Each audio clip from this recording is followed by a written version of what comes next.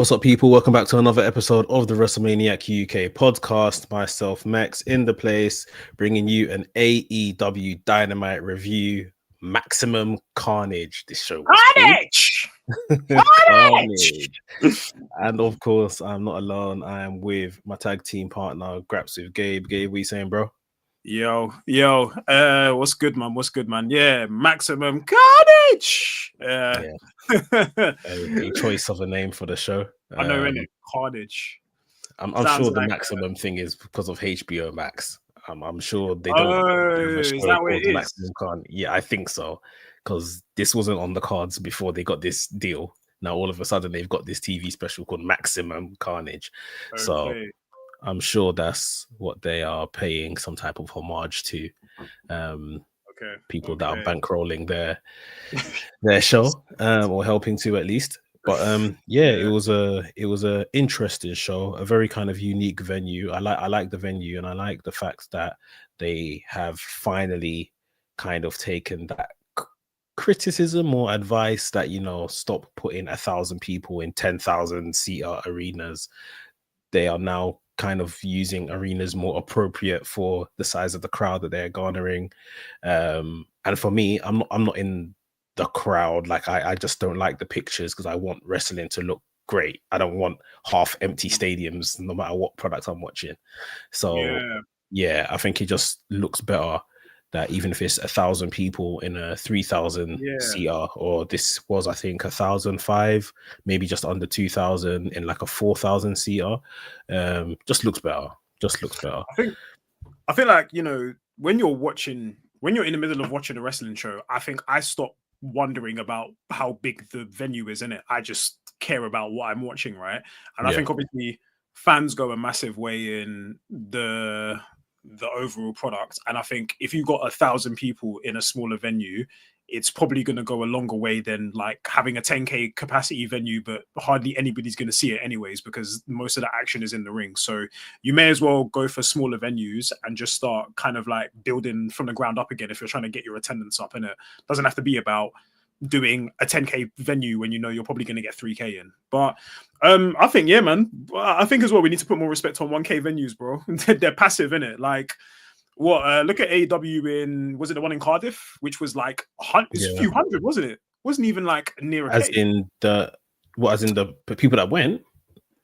Yeah, or even just the venue capacity. But I can't remember what the capacity was, but that one done well. That's probably one of the best attended Dynamites in maybe the last year. They had about 3,000 to 4,000 people in there. And then in terms of like the crowd reaction and interaction and how that contributed to the show, like that was amazing. So again, smaller venues aren't always a bad thing, but I think they've taken the feedback on board, and it's paying off. It's paying off. So the question is the show good enough to grow those crowds, right? The first story we're going to get into today is around the AEW World Championship. Jon Moxley, Powerhouse Hobbs, they went to war. People were hoping for a new champion, optimistically. I think we all deep down knew they weren't going to do it, but we're just trying to see if Tony Khan and friends had the cojones to make a change. It never happened. But yeah, we're going to get into that as our kind of opening main story here. So guys, before we do, make sure you hit the like button, subscribe to the channel if you're new here as well. Tap in with Graps with Gabe as well on X, TikTok and Instagram.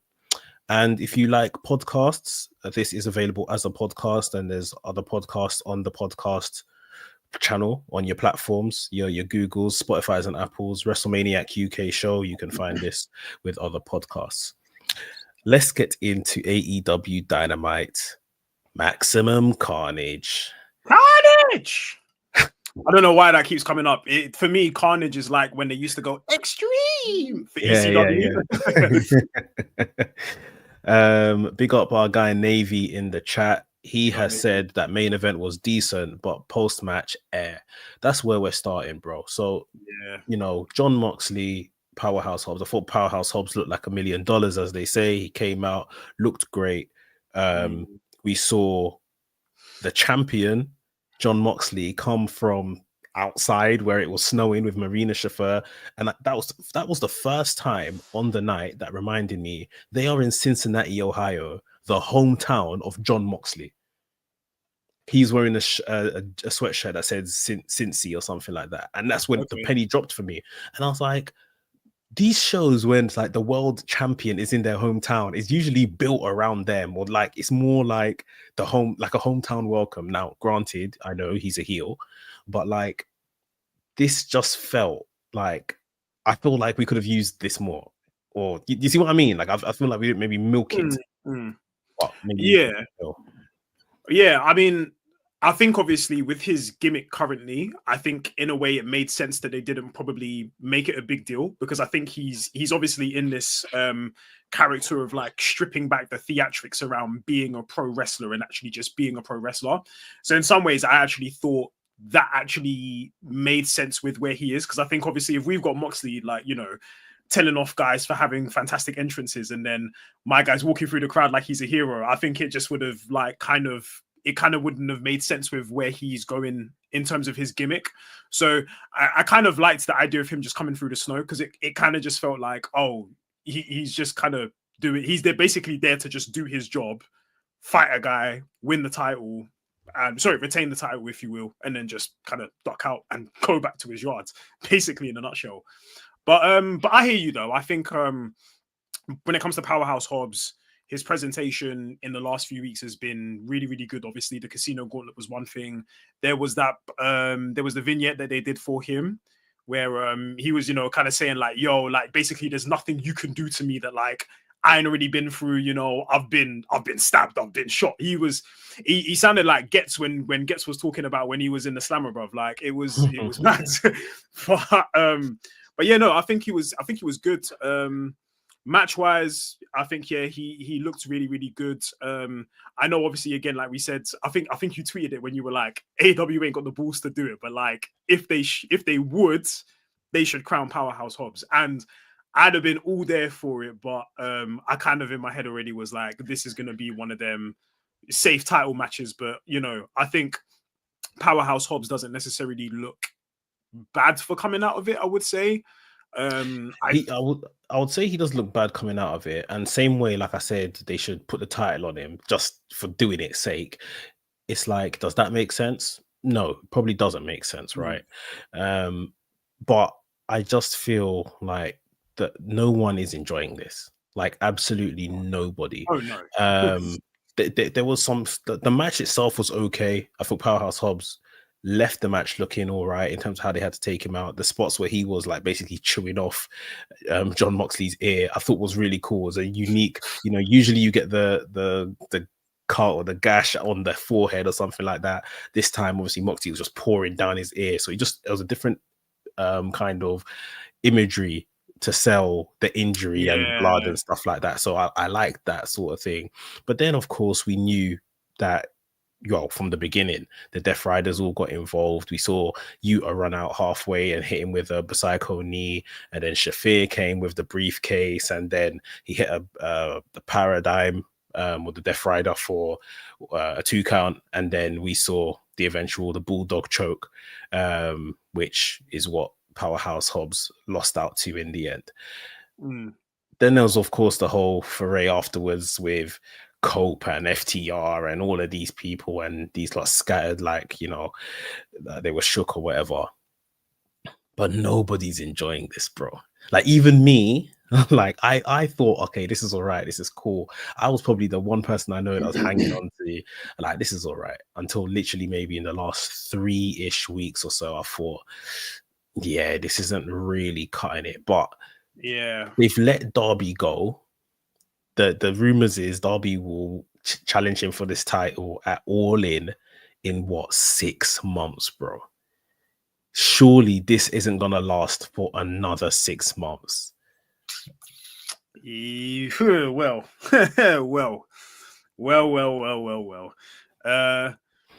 I don't know, man. The thing is this whole Cope FTR thing. Do you know? Yeah, can I just say, by the way, yeah, why is this guy called flipping Cope? I can't cope with it. Why is he not the rated R superstar Adam Copeland. Like, it was working. I don't know why they changed this. It's absolutely hopeless. But honestly, I think the thing with this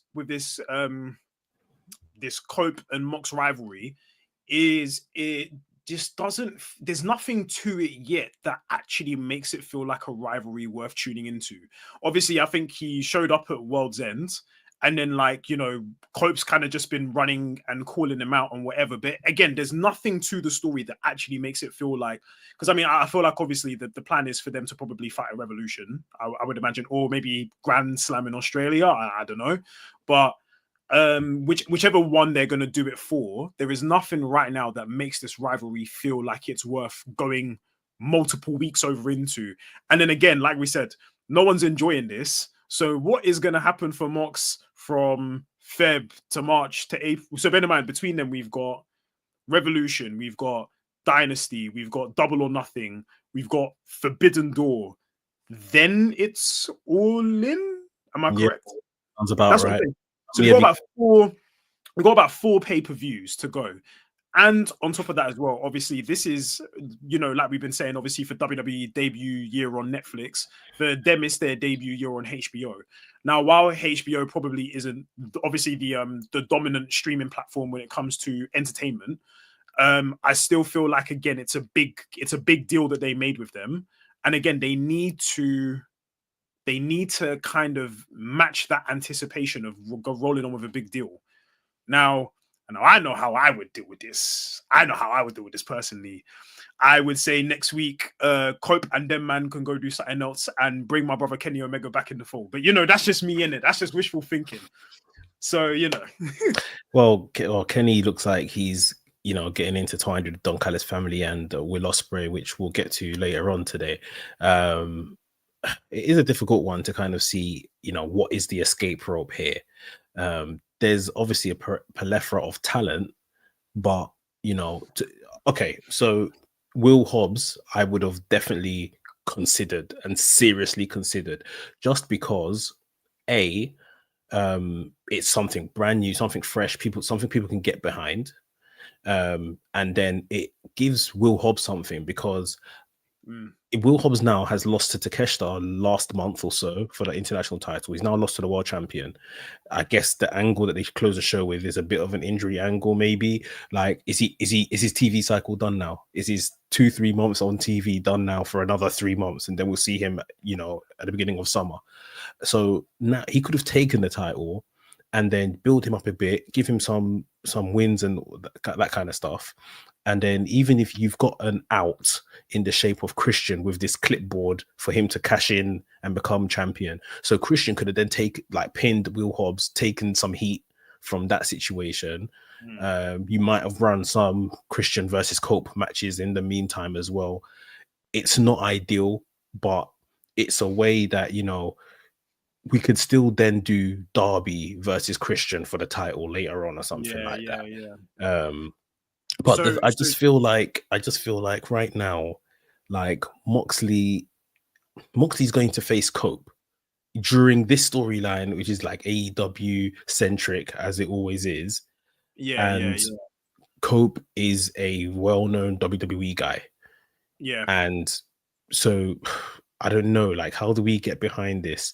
There's so many people that are just not doing much of it. I've seen Hangman. That's what I'm saying, bro. Hangman is here doing Texas death matches with Christopher Daniels for what? Why?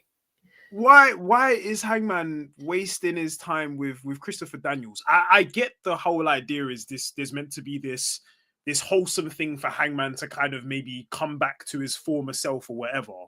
And yeah, okay, that's cute and all, but I can't lie. This world title situation is in dire straits right now. Like, I think when I looked at this, I kind of thought of it as, I was kind of like, are they just going to potentially take the title off Mox, give it to a Cope, and then obviously Christian would use his contract? Because I think, obviously, from what I remember, I don't think the Cope and Christian rivalry was really over with when obviously he got injured last year, Double or Nothing, I think it was. So because that rivalry wasn't over, I thought, are they just going to basically make the world title now the pivoting thing to bring them kind of back together again? And even then, even if that was, say, the resort that we're coming to, again, it still doesn't feel worth it, because Moxley's been on this whole thing of like, yo, I'm basically trying to straighten the company out. Basically, I need someone to like basically grow a set and take this from me. And I wouldn't think of all people that you're trying to get to do that, it would be one of the oldest men on your roster. And I'm not even trying to say it to be rude, but I'm not being funny. Cope's not the guy to do it. It's not him. Like we said, we thought it would be obviously Darby. Obviously, Darby is kind of, I don't really know what the situ is with him at the minute, and kind of what his plans are. But if the plan is to go for All In, then I feel like obviously from now until then, we're just going to get a bunch of filler stuff that's not going to make anybody look better in the long run. So what do we do from there? And even then, on this Christian thing with his contract, is it similar to the Money in the Bank thing where it's like it's got a time frame that he can cash it in for? Is this more I don't know, like kind of free flowing? I don't know if there's a time frame or it's just, you can just cash it in. Okay. But yeah, either way, like even if we're kind of designing what the pivot should be, the pivot is Darby is still like the next person that they want to crown. So all of these guys in between are just, guys are just going to hold it. Mount Everest, though? Yeah, he is. He's starting his training probably in the next couple of months. He'll probably be back in time for All In. So this is what I mean. Like there is 6 months. If we pivot, if the plan is still to get back to Darby by July, like we're gonna have to. It's gonna be messy. Like what you said could be a possible way. Cope beats Moxley. Christian beats Cope, and then Christian is at least a heel that can face Darby. Like I just laid out, but obviously won't happen now. Powerhouse Hobbs could have done the exact same thing, beat Moxley, and people get behind him. Christian cashes in on Hobbs, and then Darby beats Christian. I just think for what it's worth, and the people, people aren't enjoying this. So we can't have another 6 months of this unless you're really going to turn it on its head and send people chasing after Moxley who should be chasing after Moxley to honor this company. People like Swerve Strickland, people like Hangman Page, people like Kenny Omega. Like Jeff, if you're gonna send Jeff Jarrett, like if you must send Jeff Jarrett now, send these people that are like synonymous with, AEW and loving AEW, that are top stars, to Moxley's front door, and not Moxley gets rid of all of them. And then when Darby comes back, he'll look like a hero. He'll be the one to get it done. He's kind of like the final. He's like the final, like kind of like ace in the sleeve, right? Yeah. And even interested that you bring up all those names like Swerve and all these lot, because part of me thinks to myself, like, if Swerve is a former AEW world champion and his whole thing was, I want to be the first black world champion, representation, yada yada yada, this and that. You've been world champion. Why are you not partially concerned with what's happening with the title picture that you were in previously? Why is Hangman Adam Page, who, again, remember, like, his whole thing with his heel turn has been like, Swerve basically kind of unraveled this part of my life that, wasn't there, blah, blah, blah, blah, blah. But again, his life and all of these things is centered around the fact that obviously he is Team AEW and he's been a part of AEW. He's, again, one of the founding kind of like people when it comes down to it, right? As one of the guys who literally turned his screen on being the elite and said, yo, we're part of this company. Why are you not concerned with what's happening with your world title? Why are you not concerned with the fact that your world title has barely been seen on television? Kenny Omega and everything as well. Obviously, I know I've said it because I just want Kenny to be world champion again. But even then, brother, you're the EVP of this company. If the Bucks weren't going to handle it, bro, you should be coming in and being like, oh yeah, cool, whatever. Like, cool, there's the thing with Will Ospreay. Cool, there's these different things and everything like that. I'll be like, bro, forget all of that for a second. F all that for a second, bro. The world title picture for the company that I helped to start is in shambles. I need to be there to help save this thing. It doesn't necessarily mean that Swerve, Kenny, or Hangman has to be the people to defeat them. But even then, why can't you integrate upper mid-card to main event rivalries that can kind of slyly have a bit of a branch stemming from the fact that they're all kind of trying to be the ones to save AEW in the world title scene. So why can't Swerve and Ricochet's rivalry be based around the fact of, Swerve and Ricochet both want to be the ones to kind of do it, and then through that you can kind of unpeel these layers of storytelling that we're getting going on in other things that's going on. But this is what I mean. It just feels a bit like, for a company that's supposedly under siege, the people that should be saving them from this siege are just doing their own thing. So Swerve was there, if you remember, early doors, but it's like pretty much the people chasing Moxley now are a couple upper mid-carders, but mostly mid-carders. Like, there's no real jeopardy or anything there. So yeah, it's very hard to kind of get behind. And look, I think we probably have to wait till next week to kind of see, okay, well, Cope is obviously the next direction. But yeah, like if pivoting sounds like something they really should consider, because if Moxley versus Darby Allin is the plan for July, even if that is the plan, that Darby is going to win this by beating Moxley should lose the title between now and July and at least win it back or something. Like, yeah, 100%. This can't go on, shouldn't go on like this month, 6 months. Come on. That's what I'm saying, man. Like, it's long. And again, I question how sustainable it all is. Because again, we're just talking about it from the champion's direction. Darby Allin as a challenger, do we have the patience to see him go 6 months? Like, what's he going to do till then? Is my man just going to keep fighting Brody King? Darby Allin's going to be climbing Mount Everest. He probably won't return until about June anyway. So, yeah. But I mean, I don't even want to see Darby as champion. I'll be real. I don't even want to see him as champion. Like, that's the next thing. So, if he's going to go climb Mount Everest, like, it's a massive deal.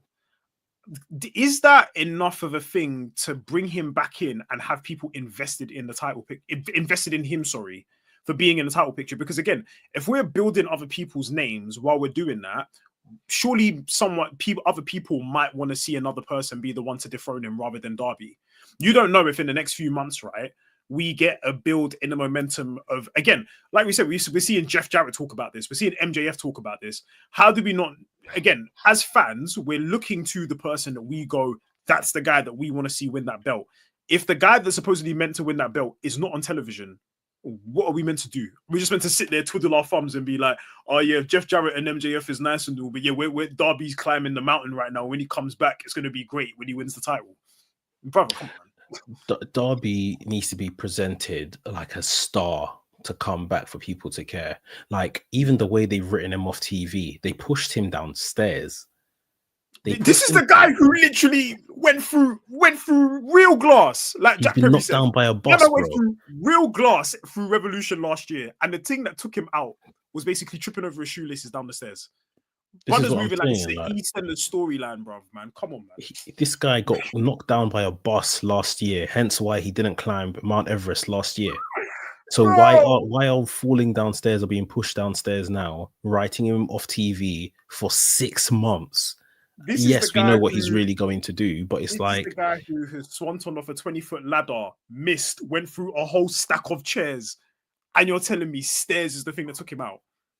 Like, you have to they have to present him as a star, as a hero. Like, a hero is back to come and defeat Moxley. Moxley needs to be at his dastliest, like Loki would have murdered someone, another plastic bag thing maybe by the time it's June and Darby Allin's coming back. That's the thing. And obviously, like, not to compare and just to kind of like keep it brief, but when we look at WWE, when it came to Roman losing a title, like, did we not see the way that it was like a bit of an Avengers Assemble kind of situation? And we're not even talking just WrestleMania 40. WrestleMania 39, Cody was there telling Kevin and Sammy, you man, sort your thing out, because we need to get rid of the bloodline. They're causing too many problems. Even when Cody lost, he was still basically saying, I am going for the bloodline. Then it came to WrestleMania. Him and Seth are there working together, who obviously they ain't even got love for each other like that. But they're working together because, again, they're understanding that, someone is taking this thing hostage and we need to solve this. Brother, how is the former EVP fighting more on another side than these man on the actual side, bro? Come on, man. The actual EVPs aren't even on the show. Like Moxley is about to team with someone this weekend on Collision that opens every promo by going, "Hi guys," and talks about all this stuff. Yeah, like it's a complete mess. Like I thought you wanted to fix AEW and get out all these gimmicks and stuff like that. So why are you teaming with Jericho? Literally, yeah, man. There are too many plot holes. There are too many potholes in this road, man. But there's a lot. Yeah, man. There's a lot. But yeah, we have to crack on and talk about other stuff. We'll touch on some women's division stuff. We had the Casino Gauntlet match, which was for me. I was looking forward to it. I wanted to see more. I feel like it was kind of short. Yeah, it's a bit short. We could have had some more name power. We got Megan Bain debut, which was fun.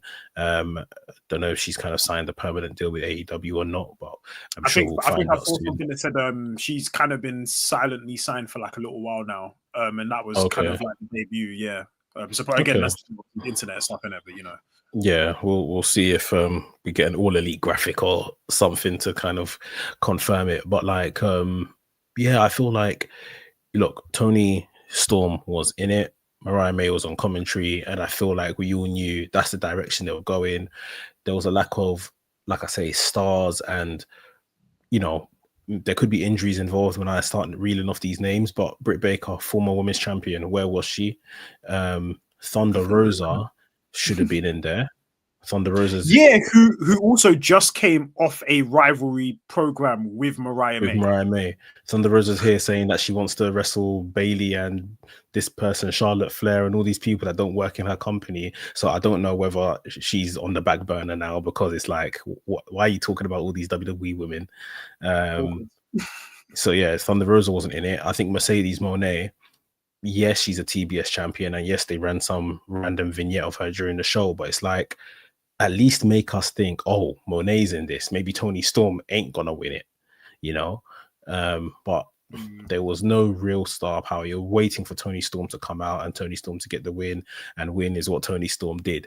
I guess what kind of confused me or threw me a bit here was Mariah May almost celebrating that, oh yeah, Toni Storm won, and I'm looking forward to this match with Toni Storm and stuff like that. Are they both having amnesia? Are they both having it? I don't know. This is what I mean. I'm a bit lost here, genuinely lost as to what is Mariah May being sarcastic, or does she see Toni Storm now as the older Toni Storm that she used to idolize, as opposed to timeless Toni Storm? You see what I mean? But again, even if that's the story, where was the layup? Like, do you know what I mean? Because as far as I've seen it, Mariah May, even if we're looking at how Mariah May and timeless Toni Storm kind of ended, it very much seemed, how can I say it? I wouldn't say open-ended, but it wasn't like this rivalry ended on some form of respect. Like, no. Do you know what I mean? Obviously, the thing that happened at the Owen Hart final was by the way, like, people undermine how brutal that whole thing was. But bruv, Toni Storm got her head basically like a nutcracker, bruv. It was done, gushing. It was peak.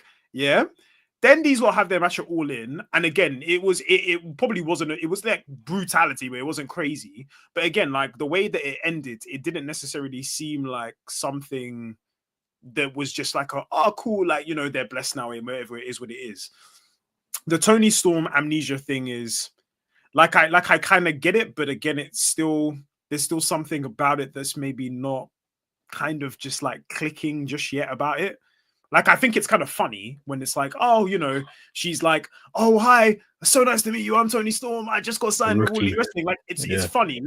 But again, I think we need to be mindful of what happened with timeless Toni Storm.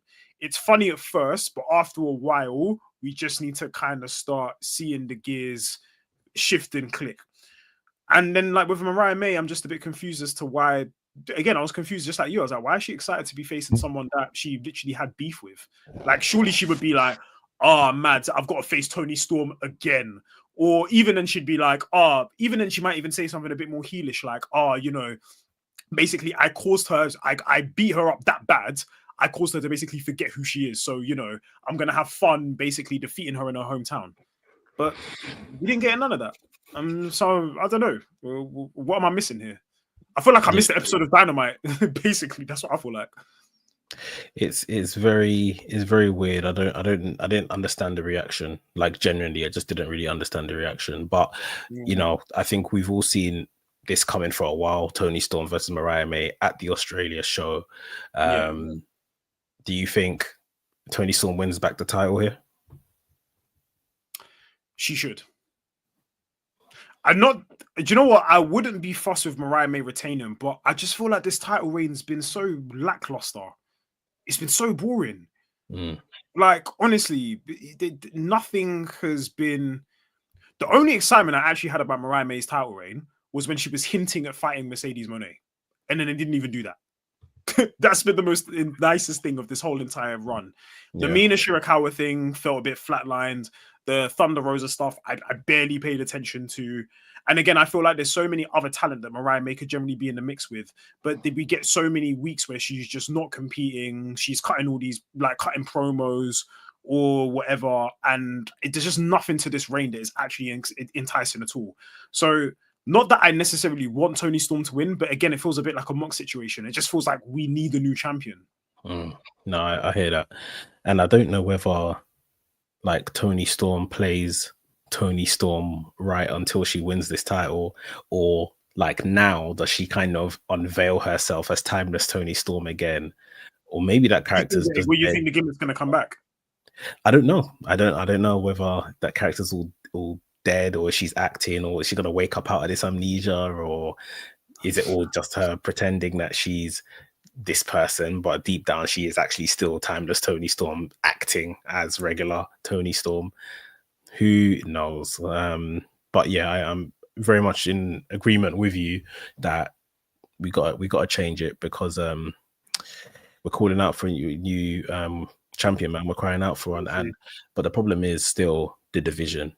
You know, I feel like we can put the title back on Toni. Great, Mercedes is doing her thing in the mid card, but the other ladies, the like Thunder Rosa, from what I saw, she greeted Penta, she tweeted Penta on Penta's debut, which is a nothing thing. They're for friends that will work together. And in the same week, she's come and said that all of her 3 wrestling dream matches work in WWE.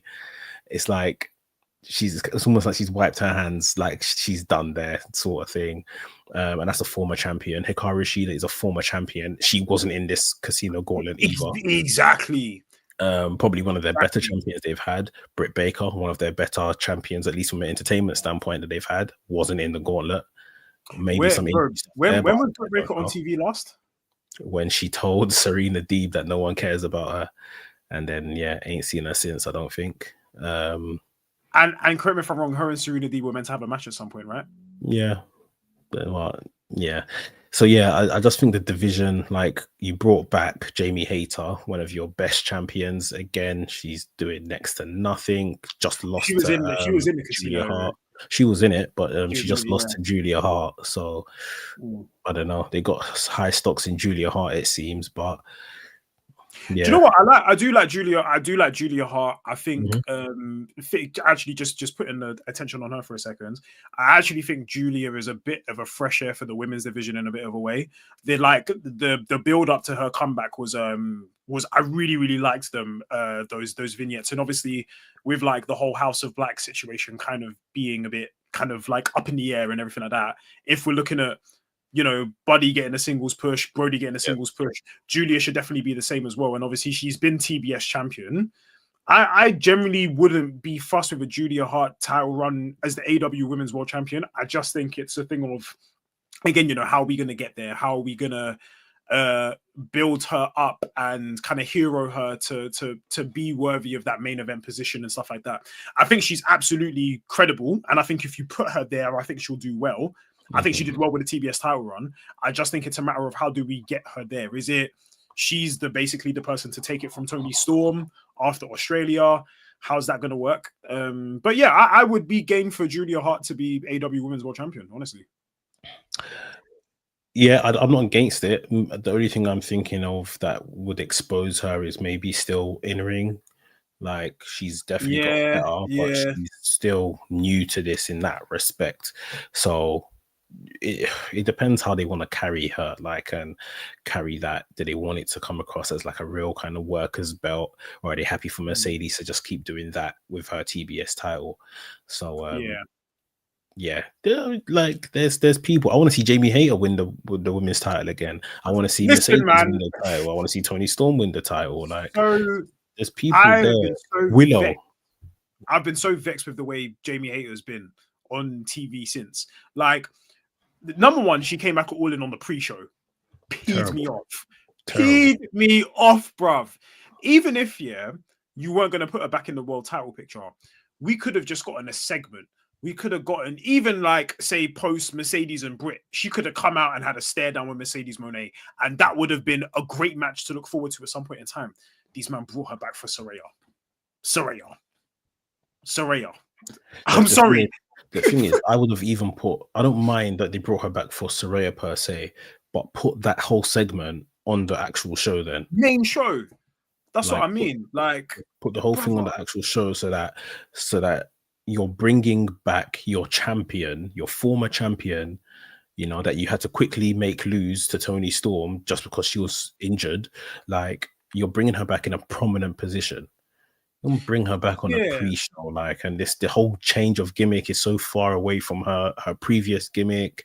I don't even know if I call this a gimmick. It's just dressing funky compared to like I said to you on, I think we said this on Monday. I said to you, bro, she looks like she looks like Daphne from Scooby-Doo, bro. Yeah. Like, I think the one thing that is one of my things about AEW is paying attention to what the overall fan consensus is, because when Jamie Hayter had to drop the title, there was a massive consensus from everybody being like, it sucks that she dropped the title, and man, when she comes back, can't wait to see her back in that title picture again. Even when she was gone and she was injured, people were tweeting saying, oh man, I can't wait until my favorite comes back. I can't wait until Jamie Hayter comes back. And then when she came back, everyone was like, cool, Jamie Hayter is back, great, wagwan. I'm still asking the same question. Wagwan with Jamie Hayter. And bro, Jamie Hayter's title run, like, I'm so annoyed that obviously she got injured because it was going so well. And I was so happy for her, innit? And then having it be to the point where it's just like she'd been fighting with correct me if I'm wrong, was it Penelope Ford? Penelope Ford, yeah. And those matches were pretty good. And I was like, okay, cool. Like, they're building her today. And then obviously the thing with Julia Hart. And I was like, okay, cool. And I knew, obviously, the Julia Hart feud was a way to kind of put Julia Hart back. But again, why are we just dismissing Jamie Hayter? Like, she was not a former AEW Women's World Champion. We're treating her like she ain't even won a belt at this point, bruv. It's frustrating, man. It's a mess. Well, I got to sit here and watch flipping Mariah May just waste it away, man. It pisses me off, bro. But, and they're not invested. The last thing I'll say is they're not invested in Mariah May. She spent a lot of the time cutting backstage promos, talking down on the division, how the division's not worthy, and all this other kind of like generic heel stuff. Like, maybe we just need to do the Tony win, and kind of that's the reset button, and go from there. Separate those two. Let Mariah a lot of reset buttons being pressed for AEW at the minute. Yep, there is, and here comes another one. With the Hurt Syndicate, we had their big trios match, MVP back in the ring for the first time in over 2 years.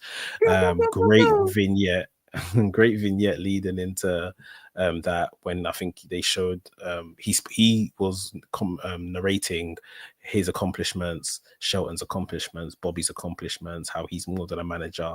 He's got his black belt in jiu-jitsu, Brazilian jiu-jitsu, and all this kind of thing.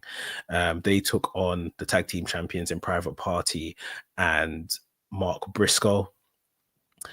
Decent match. The match done what it had to do.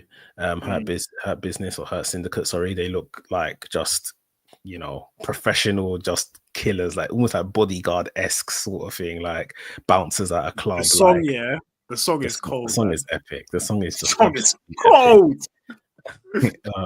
But yeah, I think, they beat up they beat up or beat down or verbally embarrassed Private Party last week.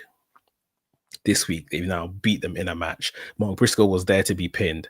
No, they chose to pin Mark Quinn, which I think is fairly telling. It looks like they should just move these belts over to the Hurt Business. It looks like that's what they wanted to do. I'm sure you've probably seen this, but it was the Outrunners that were supposed to be Young Bucks for the tag titles and not Private Party. Wait, last minute thing. Wait, what? Yeah. Oh my days, bro.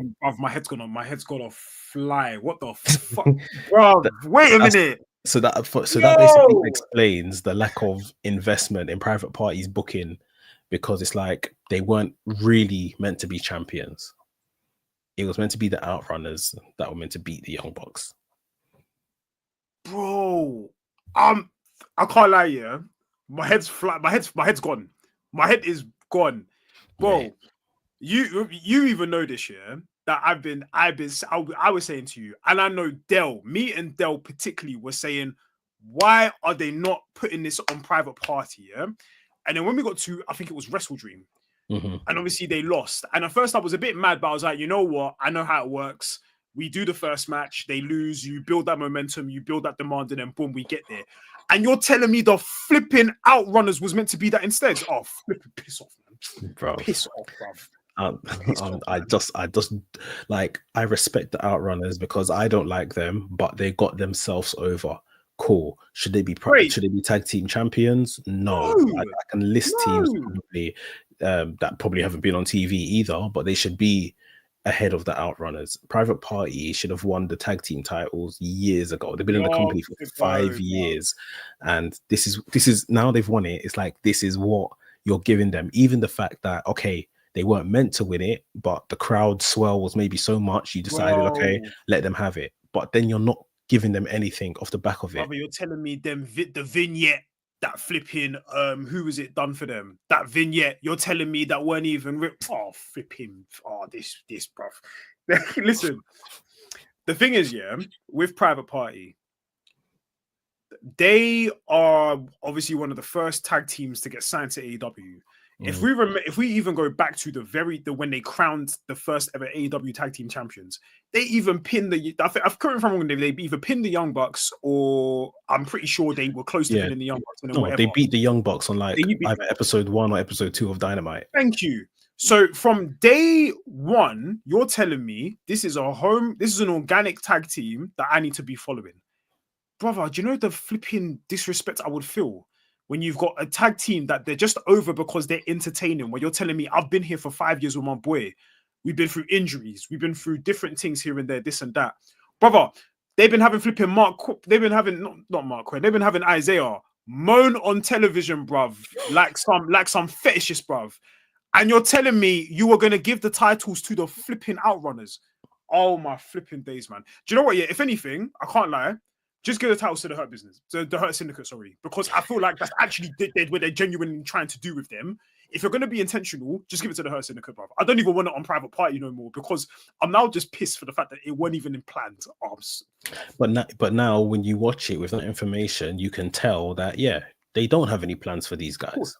Because when I heard, was it last week, when Isaiah Cassidy said, oh, the Private Party are the first tag team to defend their titles on HBO Max. I'm like, my brother, nobody cares. Like, what is this fake accolade you lot are giving yourself? Like, no one cares.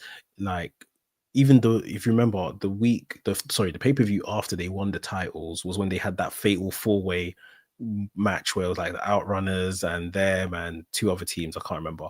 But it's like, they have no plans for them. So, like you're saying, you know why they're getting away with it though? The reason why they're getting away with it is because every title scene does not look like it has any plans. That's the reason why Private Party have been slipping under the flipping radar. It's because with Jon Moxley, it doesn't look like there's no plans. Mariah May, no plans. Daniel Garcia is maybe the only one I kind of slyly have a little bit of hope in. And the only reason I have hope in him is because he's been calling out Gabe Kidd. And even then, that doesn't even look like that's a thing they're really trying to do. Looks a bit more like a teaser. bro, all these divisions just don't seem like they've got actual investment. And these are your champions, bruv. Like, for me, just to maybe just read it back to Hurt Syndicate for a second here. Because if I keep talking about Private Party, I'm gonna just blow my head is gonna blow live on television, on flipping on live stream. But with Hurt Syndicate, I mean, to give credit where credit is due, their booking since they've come in has been very, very good. I feel like a lot of it is TK trying to beat allegations that you can't book black wrestlers. But you know what? If for what we're getting, fairs if you're trying to beat the allegations, fairs, but we keep going in it. But man, they've been doing really good. I like the fact that even obviously MVP, he kind of got involved obviously in the match as well. When he like his wrestling kind of being part-time, it kind of gives him a bit, it makes it feel refreshing to have his character on rather than him just like cutting a promo every week and doing these vignettes. It keeps it refreshing. So for me, I feel like obviously if this is the way you're going, give the flipping titles to the Hurt Syndicate, bro. Shelton Benjamin and Bobby Lashley as tag team champions on AEW, it could be good stuff. Again, if they flipping are trying to make it that way and not trying to put them in replacement of the Outrunners again. But anyways, I think that the Hurt Syndicate are one of the best acts on their TV program right now. Like, one of the best booked. Yeah, and to be honest, you gave credit to, I guess, Tony Khan and team. I don't really believe that them lot are booking them, because for Hurt Syndicate, this is like what, the third or fourth iteration across 3 or 4 different companies where they've tried this. So I can only imagine, like, with how AEW seems to run, like they are very much in control of what they are doing and, you know, placing themselves in the right places ultimately. I would 100% put the tag titles on Shelton Benjamin and Bobby Lashley. Freebird it if they want between the 3 of them. In fact, I think with the Freebird thing, my only hesitation on that is obviously because MVP's kind of into his years. I don't think obviously like in ring wise he's as sharp as he used to be. I think the only problem is that if you put him next to Shelton or Bobby, and you know, again, we live in an era where if you make a mistake here, people will hold it against you, and I feel like it just might potentially come at the consequence of making the Hurt Syndicate as a team not look so good. And again, I'm not even trying to disrespect MVP as a wrestler. I know he can wrestle, but I think obviously where he's not been in the ring as actively as Shelton and Bobby have, I think you should just keep the attention of Shelton and Bobby being a tag team. I think the Freebird thing just might make us lose it a little bit. But, no, I hear what you're saying. Yeah, I'm just saying that as an option in case like they want to then put like singles gold on Bobby or someone like that, so they can still keep the tag gold within them. But yeah, whatever. The gist of what I'm trying to say is Hurt Syndicate need to take them tag titles and reset that division, because at the very least, it's going to provide many new challengers. You might see the Leo Rushes and Andretti come forward. You might see the Top Flight Brothers come forward. You might see Dark Order come forward, Conglomeration people them, Undisputed Kingdom people them. Like you all of these people will come and they will fall and lay at the feet of Hurt Syndicate. But right now, the tag team titles are being, you know, Mark Quinn is being pinned in a trios match when there was another man outside of the tag team champions that could have got pinned. I know it's over for them, man. It's done. It seems like a sign to basically say that, you know, we're wrapping the party up. Basically, is what they're trying to say. Yeah, wrapping that party. And to just keep going on this, like I'm gonna say Ricochet and Swerve Strickland right now is Hurt Syndicate adjacent, because I know that we're gonna circle back round probably to like a Swerve versus a Bobby Lashley. Swerve and Ricochet, they met in the ring on the show after Nana put a steel chair in Ricochet's back and danced all night. Nana is too funny. He smacked him with a chair and he's just, bro, I'm sorry, man. Nana is that was so hilarious. Funny. This one is here for vibes only. Like vibes and violence is basically Nana in a nutshell. Yeah. We got this match in 3 weeks' time, I think they said. Swerve versus Ricochet, so that should be good. Yeah. I'm I'm guessing something Hurt Syndicate related happens on that night as well. As in, what you think? You think? I still think Ricochet is joining Hurt Syndicate. Yeah, I think it's a good idea. I think as well, it probably will make this. And here's the thing: the heel turn's already credible for Ricochet. Like he's getting fantastic reactions. Me and you were chatting about this obviously before we came on live, but I was saying, like, you know, the stocks in Ricochet, I've had to start putting my investment in, and I at first. I famously, even on my TikTok, I have been vexed at the way that Ricochet has been, and I was like, I've given up hope. I don't think there's much for him.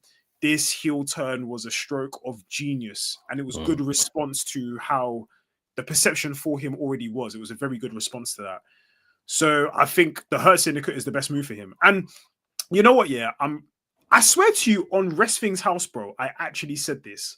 When we did the Wrestling's episodes where we watched Will Ospreay and Ricochet, I sat there and I said I wanted Ricochet to join the Hurt Business from WWE because I thought he needed that. And like, they teased it. Remember, they were going that route, and then he chose Cedric instead. They chose Ced instead.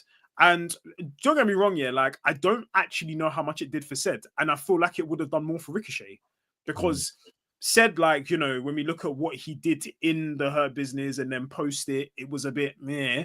But I feel like with Ricochet, where his in-ring style is quite dynamic and it's interesting, there is many different ways that you can cater this to his heel ability. So prime example, when you look at Seth Rollins, when he turned heel, Seth that kind of like dumbed down the high-flying springboard stuff to let the heel acumen in his in-ring work better. Now we're seeing where Ricochet's got this new finisher where it's kind of like a running lariat, like a clothesline basically, and stuff like this. Can we kind of now cater that to this heel turn to make it feel more credible? So having him like prepared to do a jump, and then as he goes to go jump it, just be like, nah, fit you, man, whatever, man. Do my own thing instead.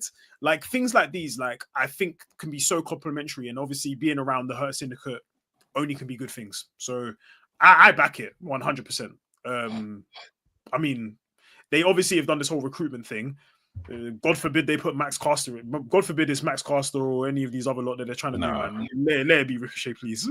Yeah, if they're gonna add someone now, especially in the direction that they're going, it's gonna be someone that's top level, you know. So yeah, I don't see it being Max Caster. I think it was just something, but even then, to fuel that split between them, I guess, isn't it? Yeah, and even then, I was about to say, Acclaimed ain't been on TV for like 2 weeks, 3 weeks at this point, since they had their last match. And what's his name? What's his partner's name? Anthony Bowens. Bowens, that's it. Bowens walked away. So yeah, it's been about 2 weeks since that angle or so. So yeah, man, we will see. But yeah, I think give Hurt Syndicate all the titles. They're brilliant. A man that is chasing a title, Jeff Jarrett, he had a protracted segment with MJF where this was a 14-minute war of what I can only call childish words and slurs and jabs at one another. And we've seen MJF obviously involved in these type of segments. He's a heel. He has great mic skills and does this. You know, we've seen this in like as a centerpiece of all of his feuds, really.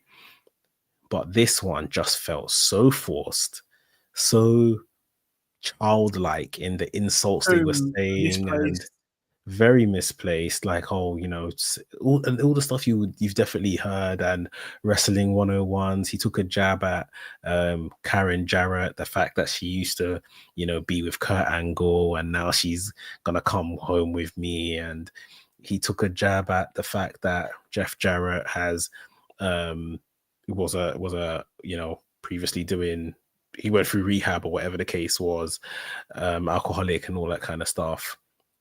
He was basically sneak this in that Jeff Jarrett is riding the coattails of Owen Hart, who is obviously passed and dead and whatever the case is. Like, it just felt so childish. And then Jeff Jarrett wasn't any better, really, coming back with, I was MJF before MJF. No, And you then chatting weren't. about his girlfriend was just so weird as well. Talking about his girlfriend backstage with wrestlers, talking about his mom. His mom was a cool girl or something like that. Like, this just felt like this was so weak as a means to kind of build a feud that I don't think many people are interested in. Like, nobody asked for it. Nobody asked for it for sure. Like, an interest is one thing, but nobody asked for it for sure. Like, I think from all of this, we're definitely gonna get Jeff Jarrett versus the world champion, whoever that's gonna be, Moxley or whosoever. Probably Moxley. We're probably gonna get that match. But for us to kind of get there, it looks to me like they are gonna have MJF lie down and count to 3, and that's what they're using as to kind of legitimize Jeff Jarrett, MJF, a former champion. Should Jeff Jarrett be pinning MJF in 2025 to get to the world championship? Again, this is where AEW, sometimes it feels like I call it rivalry for rivalry's sake. There is just like, it's just like, oh, what can we do with MJF? Cool, we've got this thing. Let's just come up with a thing to kind of keep him on TV. Because if I'm honest with you, the Jeff Jarrett thing of him wanting to win a world title, that they actually could have done that from Jan to Grand Slam Australia. Could have been done. They could have just had Jarrett go, yeah, I'm going in that casino thing, blah, blah, blah, blah, blah. And yeah, obviously, considering the field that he was with, would the reaction have been good if he'd won? Probably not. But again, you can just call it a means to wrap this story. And if anything, let Jeff Jarrett be fuel to the fire that is Jon Moxley's like reign of terror across AEW. But to have this man have a 14-minute promo war, and not even a good one at that, with MJF, when there was so much other stuff on the show you could have given time to, it just makes no sense to me. Like, and again, no one's pining for Jeff Jarrett to be in the world title scene at all. No one's pining for it. So where did this come from? It don't make sense. I've watched a lot of Jeff Jarrett's career. Granted, the majority as a child. So, he wasn't my favorite as a child by no means. But I've seen a lot of, his stuff. I saw when he became world champion in WCW, like live, or I didn't watch it back. I've seen that. Like, bro, nobody cares. Like, nobody does. Nobody cares. He's someone that, people will look back on fondly and say, was involved in the business, family involved in the business, like definitely a wrestling guy and has a lot to offer backstage in AEW. But nobody cares about him trying to win the world title right now when your company is not doing well. Like, it's not doing well, and we want to see new stars. We're getting, an elder statesman in Jeff Jarrett chasing a world title, an elder statesman in Cope chasing a world title, Christian that has a clipboard. Like, where are the new stars? Where are the new stars? We're about to, I don't want to use the word bury because it's not burying, but it's like you're about to put Jarrett over a new star in MJF that's been a world champion, a 27, 28-year-old. Like, why are we doing this? This conversation sounds like what we used to say about WWE, bro. Yeah, it really does. Yeah. Yeah.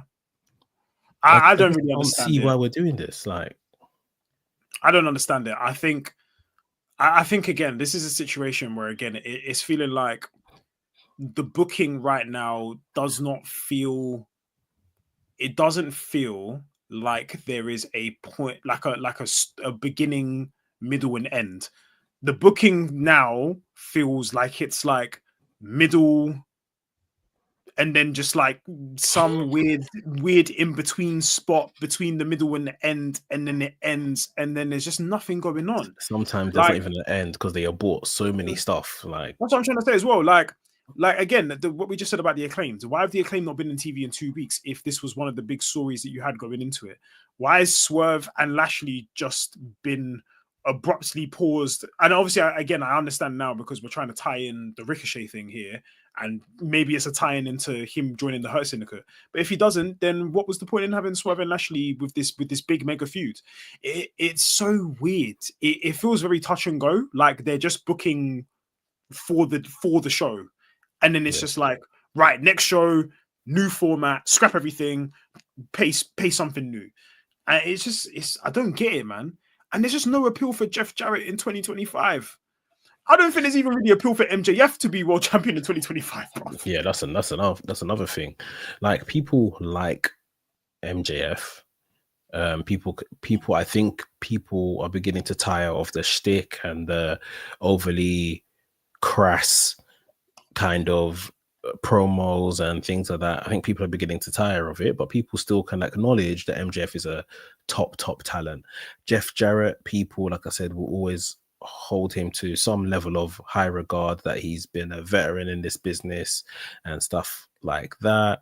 But like, to have Jeff Jarrett, which is, like I said, we haven't got there yet, but all I can see is Jeff Jarrett is going to pin MJF to give Jeff Jarrett the credibility to go after the world championship. It looks like that is the point of this feud. And like you rightly said, we are just coming out of a casino gauntlet match, which ultimately means a lot of nothing, because we knew whoever's winning that match is probably losing to Moxley anyway. So why didn't you start this whole thing a bit earlier?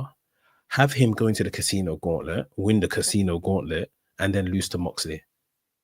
Like, and then you can just wrap it, and that's it. Done. Move on.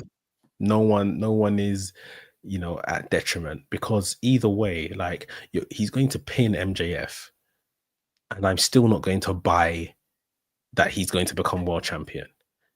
And if you dare put the actual championship on him, that's a whole nother conversation. I'm sorry, if the saving grace of Jon Moxley's title reign is Jeff Jarrett, brother, I can't lie. I'm no longer all elite. I'm no longer all elite. I'm not even halfway elite. I'm not even partially elite. No elite. No elite. No elite for me. Bro.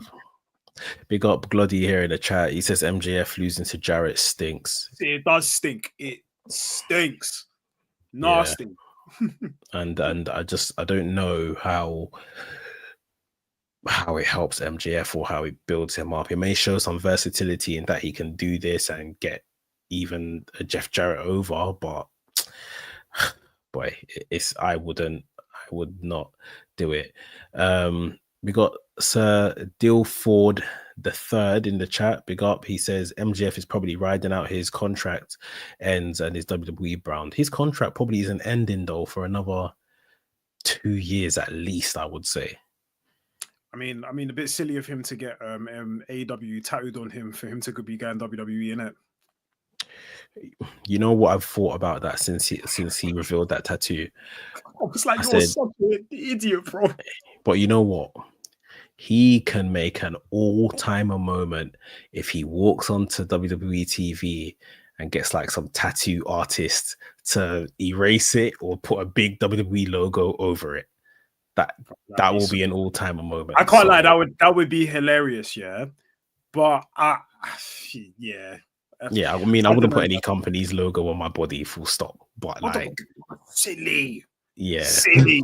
He's moving like that. He's moving like that WWE super fan that got the WWE logo tatted on him as well. Man. I wouldn't. Yeah, I don't know, innit? But like Sir Dilford the Third is saying, I think what he might be doing is just, he's into the film stuff now.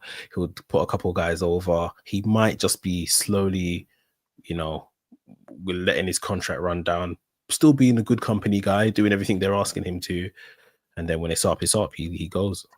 Just a question on that as well, because he's obviously going into films and stuff. Could he do a Netflix film? Well, this Happy Gilmore thing that he just recently done, I believe that is Netflix. I don't think that's like. Because I was going to say, surely that's a kind of conflict of interest, but fairs.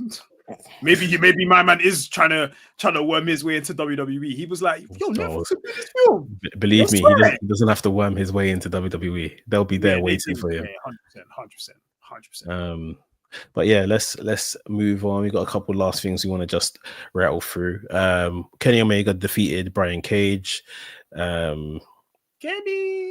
Yeah, good to see. Good match. These two were never gonna have a bad match. It was always gonna be good fun. They got good chemistry. Very good chemistry. The crowd was going really after Don Callis throughout the match. Lots of fuck Don Callis chants and stuff like that. Yeah, I actually really like Don Callis, you know. Yeah, he's good. He's good. One of the perfect heel managers. Like, honestly, he's so funny, man.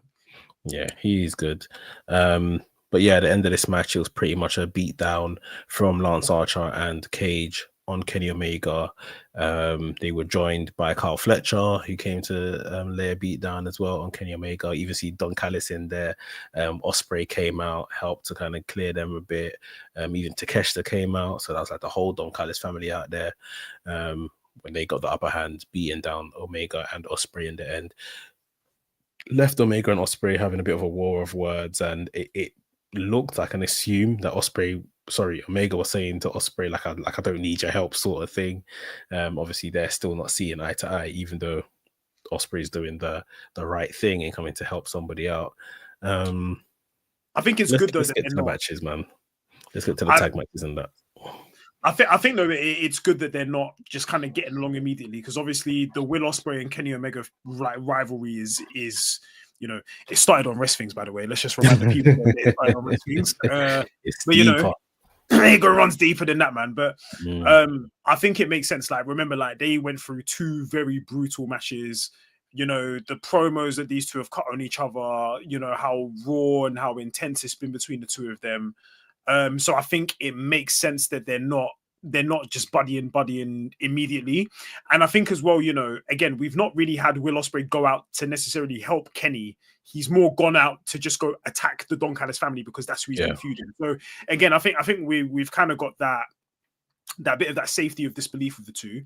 But obviously, yeah, they are definitely setting up for the tag match in Australia. I think obviously where it's for me, because it's Carl Fletcher's yards, you gotta let the Don Callis family win on this one. I generally like. I know obviously again like Omega and Ospreay are two of your biggest stars, but if you're putting Konosuke Takeshita and Carl Fletcher in that match, honestly, I think it could do so much for them if they actually walked away with that tag match as the victors. I really do. And again, they can always have another tag match in which, you know, Kenny and Ospreay are the definitive winners. But again, I feel like for these men to beef here for as long as they've been beefing, and then one tag match, and then boom, they got enough chemistry that they just win. I don't know. Like, part of me feels like, no, these men should lose. Like, they should lose. Yeah, no, you're onto something for sure. I think on Dynamite, maybe we do like what they call themselves, Monster Machine or whatever. Lance Archer and Brian Cage versus Ospreay and Omega, almost like a warm up. Ospreay and Omega can win that one. Then when we get to pay-per-view and do like a Fletcher versus Takeshita, literally, that's exactly how. Then maybe the Fletcher and Takeshita win there. And then have one at Revolution. Have like a final tag match at Revolution. Maybe give it a stipulation. You know, just to kind of add that added anticipation. And then when they're done, you can literally have Kenny and Ospreay kind of be like, yo, we're not blessed, but we can just basically say that between one another, there's a bit of camaraderie there. And then boom, leave it. Yeah. I mean, there was the whole thing of Takeshita holding up the international title to Omega, I think he was. Yeah, it was Omega. Which is interesting to me because Omega is surely still fighting Okada right? Come July. No, so I was literally just thinking this before we came on here, because I was like, obviously, Kenny's kind of being teased with, you know, Takeshita, but then obviously he's being teased with Okada. But I wonder, because I know me and you have said before about obviously the titles merging. I wonder if this is a leeway to making that happen without doing Takeshita versus Okada, because I don't know if maybe Okada and Takeshita is being saved for maybe something like a Wrestle Dynasty somewhere further down the line for next year, or maybe even, you know, again, AEW doing All Out or something where it's in Chicago, big crowd, you know, one of their big shows, Double or Nothing. Do you get what I mean? I don't know if maybe this is that leeway to getting into it where they can kind of marry the two belts and make it one, like I think we've kind of said before. Yeah, it's hard to think. I mean, they had the opportunity to do to Takeshita and Okada, and they missed it. I mean, they can probably still come back around to it, but we're already on the journey to do that, and then everyone got out of the car. So it's like maybe they can do Takeshita versus Omega for the international title. Omega wins, and then if they're gonna go that unification route, Okada versus Omega is for the international and continental titles. Possibly. Let's see. But yeah, right now, my only worry with the tag matches and stuff is I don't want to see Ospreay take another loss. I think he took probably one too many losses last year. I definitely don't want to see Omega take a loss right now. So that tag match, I don't know.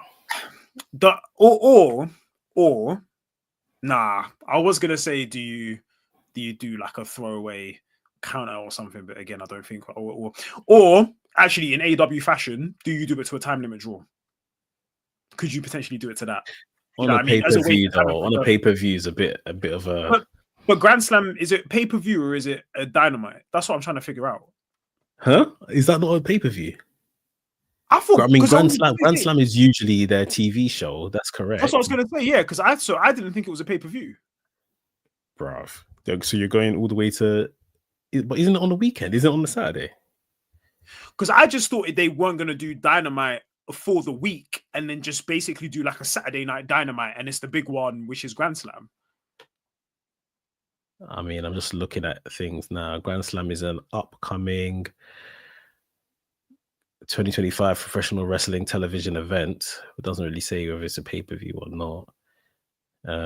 Maybe let me do my research here while we're here. Let me see if I just type in like AEW. I would have assumed it's a pay-per-view, but you might be right. Yeah, but I don't know if there's any real broadcast timing thing. So yeah, it says AEW Grand Slam Australia not planned to air on pay-per-view. The guys in the chat saying, yeah, it's a Saturday TV special. So that's what I mean. Like that, where it's a TV special. I know, isn't it weird? Isn't it? It's very weird that they're doing Australia a big show in a TV special. That's really Saturday TV special. So it's basically Collision Grand Slam. Is that what you're telling me? Essentially, because that's their Saturday show. No, essentially, yeah. But that's what I mean. Like because it's a TV special, it does potentially. And again, I'm not trying to put anyone particularly here to say like they should be the loser. But for example, I think Ospreay taking a loss in Australia to Kyle Fletcher is not as bad if we obviously know as well the route at Revolution is for them to win this match back. I think Ospreay could take one final loss. Because remember, once he's won with Omega and that bit of Revolution is over, Will Ospreay again, like we said, he's got that booking that's gonna gas him for the rest of this year. And at the end of the day, a count out time limit could be a good thing, but I feel like again, a count out thing for a TV special will just kind of dampen that credibility for a first time Saturday TV special for a Grand Slam. Do you get what I mean? So I don't know if maybe again having a bit of a swerve, where Ospreay takes the pin might actually be able to kind of draw a bit of factor up. Do you know what I mean? Yeah, I mean, there's potential here. The story looks semi-interesting. Ideally, I want to get Ospreay and Omega out of this sooner rather than later to the main event, the title picture, because that's where they are needed. But I mean, I don't mind this. I don't mind this right now. What we're with these guys. Yeah, so that was mostly everything on Dynamite. Just to kind of mention this because he is who he is. Samoa Joe returned on the show. He came to save Hook and Shibata against Christian and his family, his fatherhood group, or whatever they want to call themselves. Samoa Joe, former AEW champion. This time last year, Samoa Joe was AEW champion. now man's coming back from doing films and doing mid-card things with Hook and Shibata, which is it is what it is, man. The problem with Samoa Joe is that when they gave him the belt, it obviously was a bit of a just to be transitional. Yeah. And I think we just need to be honest about this, innit? So the problem is with transitional champions, they never go back in the title fold if they're not needed. And Samoa Joe, again, even with this Mox situation, I don't think Samoa Joe's even like needed in this regard, because again, there are people that we have our eye on that we want them to be the world champion. But I think with the MJF situation, with obviously they didn't really know if he was going to sign, he needed that time off for injury and stuff like that. And I think obviously where you had Jay White was the previous challenger for MJF, I don't think they were going to give the belt to Jay White immediately.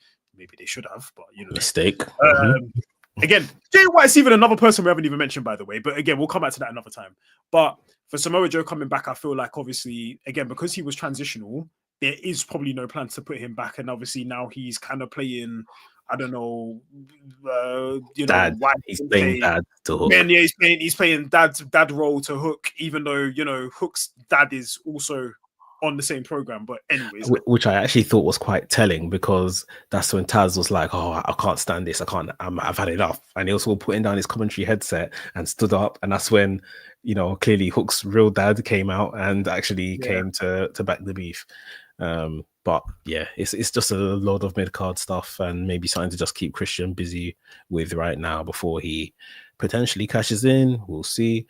But yeah, Samoa Joe is back in AEW.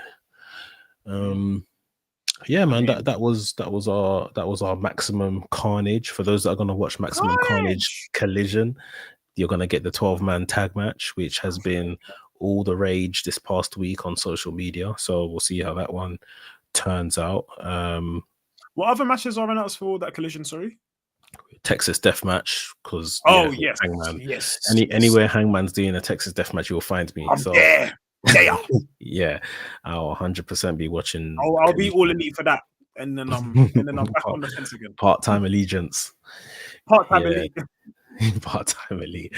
Yeah, so that should be good. And yes, Ishii versus Okada for the Continental title as well. Yeah, I'll just touch on this. Like, Okada done very well in the Continental Classic, and they've come back, and he had, like, this is the follow-up. Respectfully, this is not strong follow-up. We don't see him on Dynamite for a couple of weeks, and then when we do see him, it's backstage cutting a promo, interrupted by Ishii, and then the match is on Collision.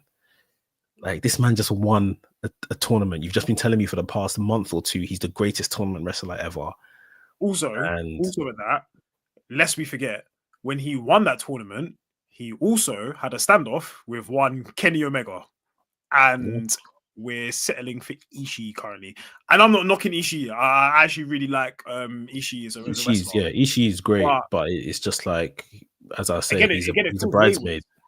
Yeah, exactly. It's just like, it's not pushing. We've had this opportunity now. We've brought Okada's name back to the fold, back to the top, back to the main event where his name should bloody be. And now we're not doing main event stuff with him, or stuff that's going to get people talking and move the needle. The match will be great, but the matches always are great with AEW. The match will bang tax. Yeah, so no one should come and tell me the match will be great. I could have told you that the minute they made the match.